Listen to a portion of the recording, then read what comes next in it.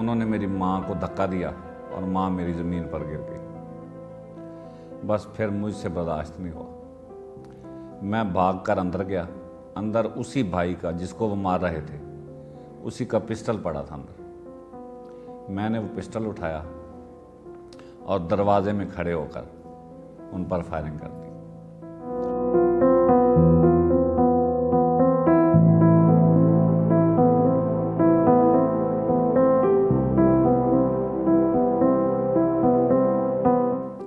बड़ा अच्छा माहौल था, पढ़ा लिखा ख़ानदान था, भाई भी मेरे पढ़े लिखे थे और हम बड़े महज़ब लोग थे। गांव के कुछ लोगों से भाई अब्दुल हक का क्लैश था, तो वो क्लैश बढ़ता बढ़ता इस हद तक आ गया, वो लोग बिला वजह हसद करते थे भाई से और वो भाई को मारने के लिए हमारे घर आ गए। उन्होंने दरवाज़ा खटखटाया, भाई मेरा बाहर निकला, उन्होंने भाई को मारना शुरू कर दिया।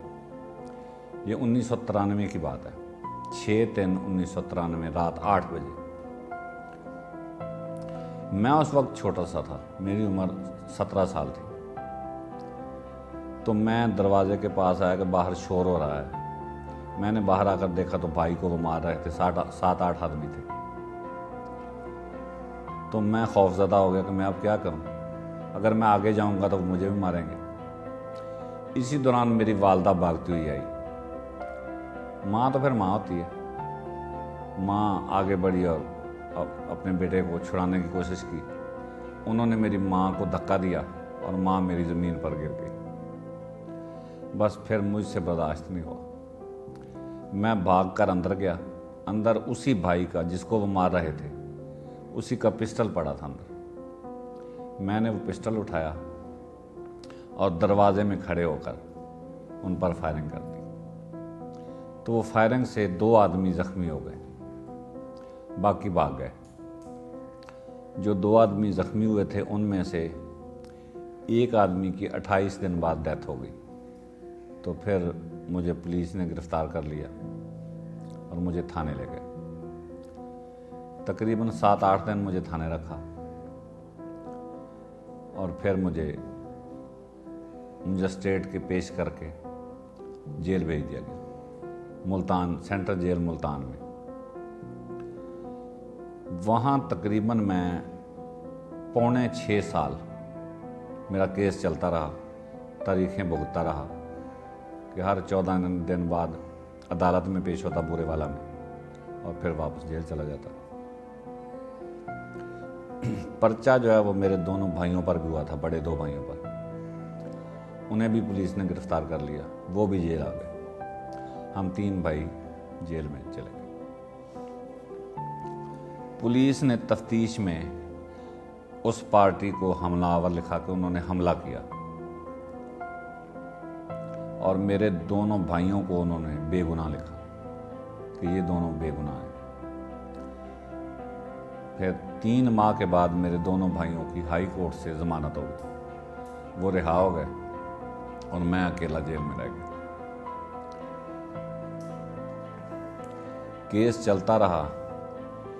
27/6/1998 को सेशन जज ने मेरा फैसला किया। उस वक्त के सेशन जज को भी उसने सवाल किया कि आपकी उम्र कितनी है। मैंने उन्हें बताई कि मेरी उम्र 22-23 साल है, क्योंकि उस वक्त तकरीबन 5-6 साल जेल में हो चुके थे। तो जज ने कहा कि मुझे तो आपकी उम्र जो है वो 25 साल लगती है। मैंने कहा जी कलम आपके हाथ में है, आप 50 साल लिख दें, लेकिन जो सच है मैंने आपको बता दिया है।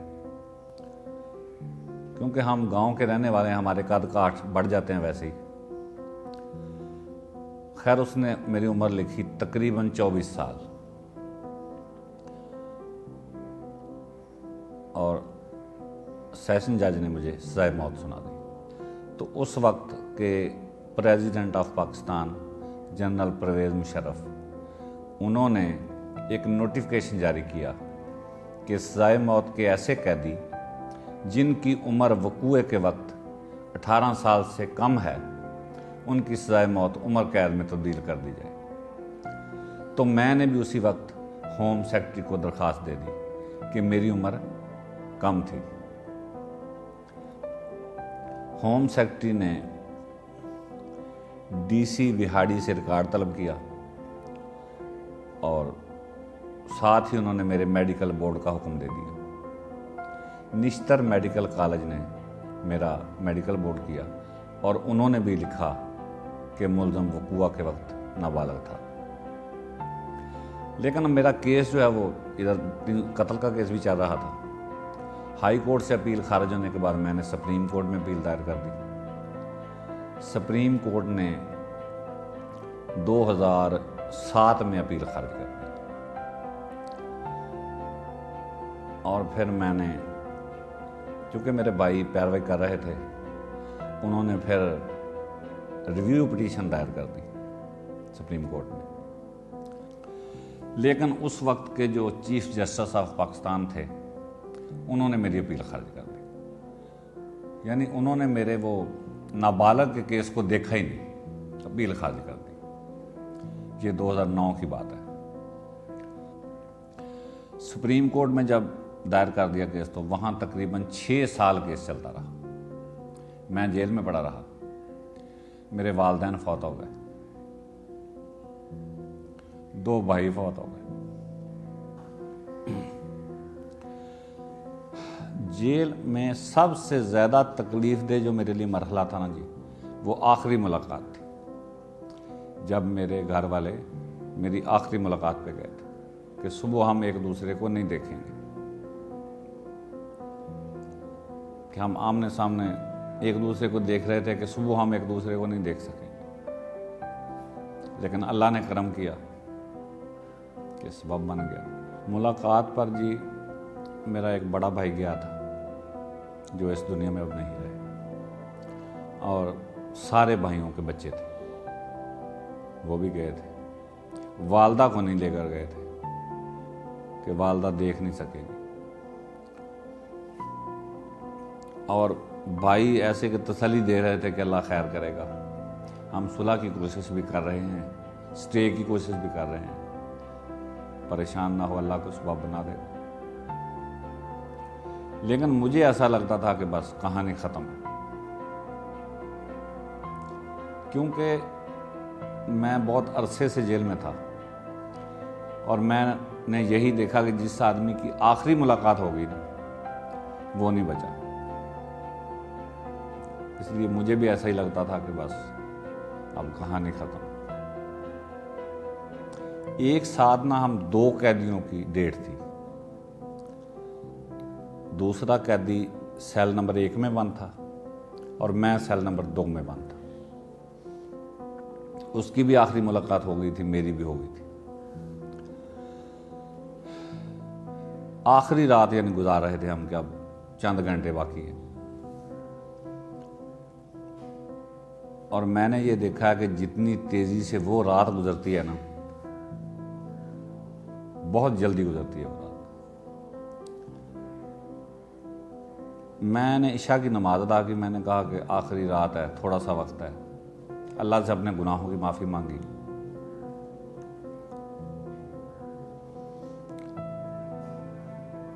तकरीबन 9:30 का टाइम था। मैंने नमाज ख़त्म की, दुआ मांगी, और थोड़ी देर के बाद तकरीबन 10 बजे एक मुलाज़िम आया। उसने कहा, अनवर आपका स्टे हो गया है। मैंने कहा कि आपको कैसे पता है? कहता मैंने टीवी पर पट्टी चलती देखी है। लेकिन मुझे लगा कि ये सिर्फ मुझे तसल्ली दे रहा है, मुझे यकीन नहीं आया। वहाँ उस वक्त कैफियत ही ऐसी होती है, किसी की बात का यकीन नहीं आता। लेकिन थोड़ी देर के बाद जेल का जो वारंट ऑफिस का मुलाजिम है वो आ गया। उसके हाथ में स्टे ऑर्डर था। उसने मुझे दिखाया, मैंने पढ़ा, फिर मुझे यकीन आया कि वाकई स्टे हो गया। लेकिन फिर भी ना कभी कभी दिमाग में ये बात आए कि शायद ये मुझे तसल्ली देने के लिए खुद ही लिख कर ले आए कि बीमार आदमी है, कहीं पहले ही न मर जाए। फिर भी ना कश्मकश में रहा मैं। इतना कुछ पढ़ने, खुद मैंने पढ़ा है, इसके बावजूद यकीन नहीं आ रहा था। यानी मैंने वो रात ऐसे गुजारी जैसे आखिरी रात गुजारी जाती है। मैं उठ जाता, थोड़ी देर तिलावत करता कुरान पाक की, नफल पढ़ता, सर्दी थी, फिर लेट जाता, और लेटने के बाद जब मैं उठता तो पता लगा 2 घंटे गुजर गए, 3 घंटे गुजर गए। महाराज टाइम बड़ी जल्दी गुजरा। जब 2 बजे हैं ना, तो जेल का अमला आ गया जिन्होंने फांसी देनी होती है, मुलाजम वगैरह, वो नहलाते हैं ना आदमी को, वो आ गए। वो गर्म पानी लेकर आए थे, उन्होंने पानी लाकर ना पहली चक्की के आगे रखा। उस वक्त ना मैं कंबल लेकर लेटा हुआ था। तो मैंने कहा कि बस अब वक्त आ गया कि ये मुझे झूठी तसल्लियां देते रहे हैं, ये अब आ गए हैं मुझे ले जाने के लिए। तो इतनी देर में ना पाँव की आवाज़ आई मेरे सेल की तरफ। जिस सेल में मैं था ना, उसकी तरफ ना पाँव की आवाज़, ठक ठक। वो आवाज़ ऐसे थी जैसे मेरे दिल पर लग रही है। यानी मैं जाग रहा था लेकिन कंबल मैंने ऊपर लिया हुआ था। वो आवाज़ आकर ना ऐसे दरवाजे के आगे रुक गई। जब रुकी है ना, तो फिर मैंने मुंह से कंबल उतारा। वो एक हेडवाटर था, हवालदार, उसने कहा अनवर आपका स्टे हो गया, आप आराम करें। फिर मुझे यकीन आया कि वाकई स्टे हो गया, क्योंकि उस वक्त, क्योंकि अगर स्टे ना होता तो फिर तो मुझे ले जाते। अच्छा, उतनी देर में ना दूसरे आदमी को निकाल कर ले गए, मैं देख रहा था। उसको ले गए। मैंने ना उठकर सूरत यासीन पढ़नी शुरू कर दी कि इसके लिए दुआ करूँ अल्लाह ताला इसका भी कोई सबब बना दे। मैंने सूरत यासीन पढ़ के दुआ मांगी, अभी ख़त्म की है दुआ, तो वो आदमी ना वापस आकर ना दरवाजे के पास खड़ा। उसका नाम था सफदर। मैंने कहा सफदर आ गया है। मुझे ऐसा लगा कि ये वहां से दौड़कर आ गया है। उसने ना, उस आदमी ने मुझसे जेल में कुरान पाक पढ़ा था। वो मुझे उस्ताद जी कहता था। कहता उस्ताद जी मेरी सुलह हो गई है, मुबारक हो आपको। यानी उसकी फांसी के फंदे पर उसके गले में फंदा डाला जा चुका था। उस वक्त उसकी सुलह हो गई। मुदई मौके पे होते हैं ना, तो उन्होंने माफ कर दिया। यानी शाम 8-9 बजे तक के बाद किसी को कोई उम्मीद नहीं थी कि इन दोनों में से कोई भी बचेगा, लेकिन अल्लाह ने ऐसा करम किया कि सुबह हम दोनों ही बच गए। तो दूसरे साथी कैदी भी बड़े खुश थे, मुबारकें दे रहे थे।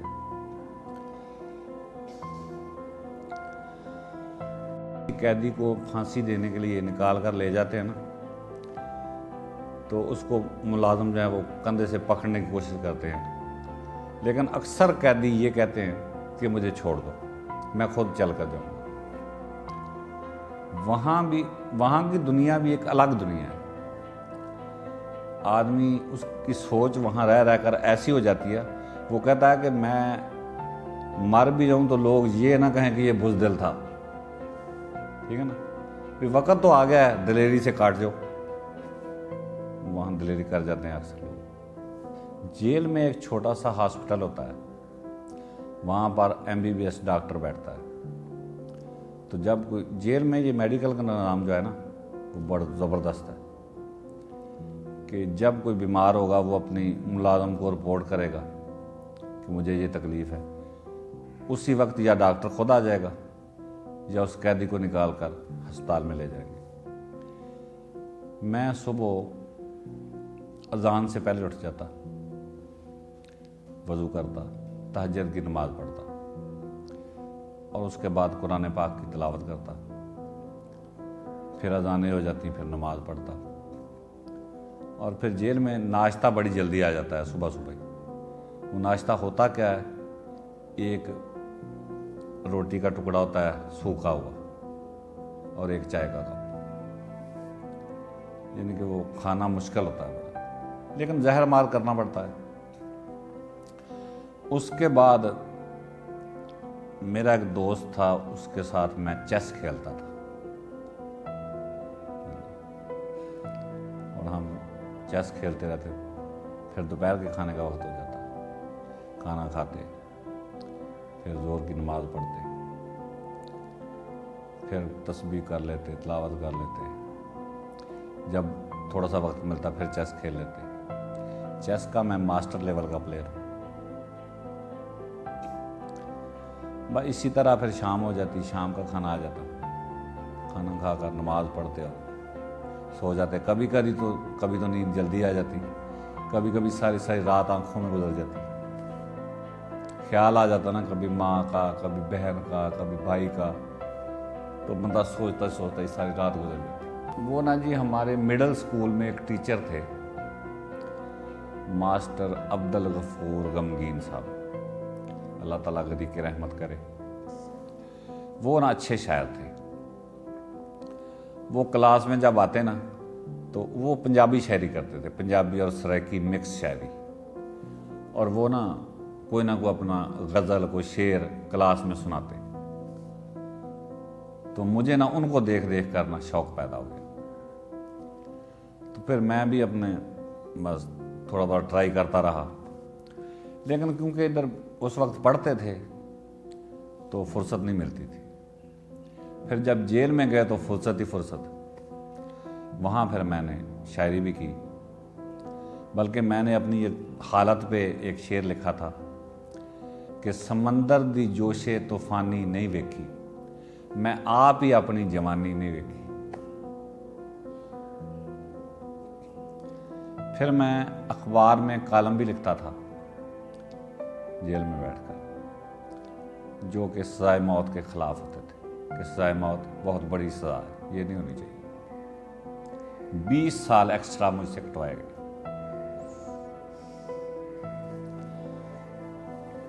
जब मैं रिहा होकर बाहर आया तो दुनिया बदल चुकी थी। मेरे लिए तो ऐसा था कि नई दुनिया है। वालिदैन नहीं रहे, भाई नहीं रहे, खुद मजबूर था। सबसे पहले जो मेरा बड़ा भाई फौत हुआ ना, सबसे बड़ा भाई था भाई अब्दुल गनी। सबसे पहले उसकी बेटी, जब मैं बिहाड़ी से आया ना, रास्ते में उसकी बेटी का घर है, शादीशुदा बेटी उसकी। तो मैं सबसे पहले उसके घर गया, तकरीबन घंटा वहाँ बैठे रहे। तो फिर अपने उसी भाई के घर आ गया, बड़े भाई के घर। उधर तकरीबन सारे रिश्तेदार, सारे जितने भी जो कारब थे सब आए हुए थे। तकरीबन 8 दिन वहाँ रहा, फिर बड़े भाई के घर ही। गांव के लोग भी और शहर के लोग भी मिलने आते रहे। और फिर 8 दिन के बाद मैं उनसे, जो छोटे भाई हैं भाई सरवर, जो माशाल्लाह अल्लाह ज़िंदगी दे अब भी हयात हैं, मैं उनके पास आ गया।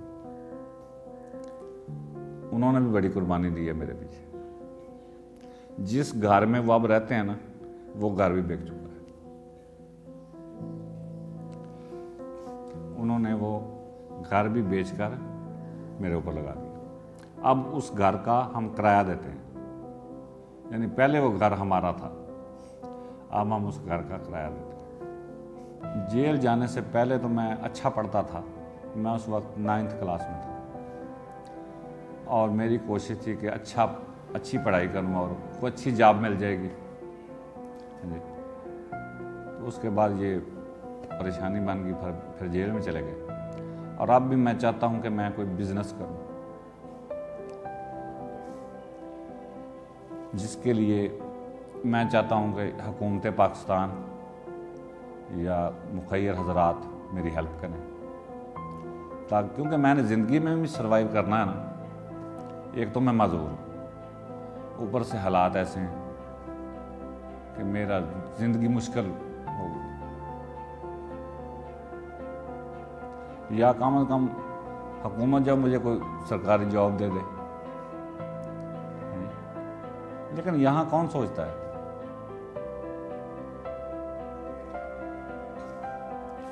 सारी जिंदगी दुखों में कट गई।